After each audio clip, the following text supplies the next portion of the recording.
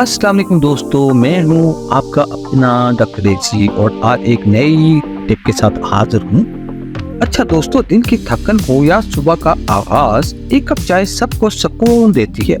लेकिन आजकल एक नई बात सुनने को मिलती है, ऑर्गेनिक टी। क्या ये वाकई सेहत के लिए बेहतर है या सिर्फ एक महंगा फैशन?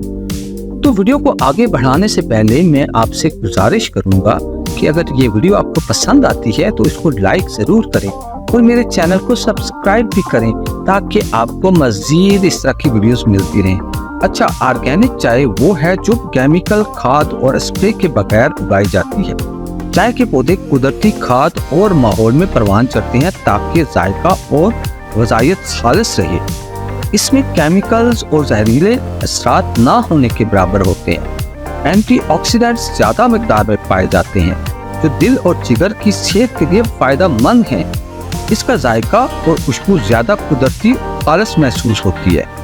कुछ रिसर्च के मुताबिक ऑर्गेनिक चाय मदाफ़ती निज़ाम को बेहतर कर सकती है। ऑर्गेनिक चाय आम चाय से महंगी होती है, हर मार्केट में दस्तयाब नहीं, खास तौर पर छोटे शहरों। ज्यादा देर स्टोर ना करने पर जायका और खुशबू कम हो जाती है और सबसे अहम, मार्केट में जैली ऑर्गेनिक लेबल लगाकर आम चाय भी फरोख्त की जाती है।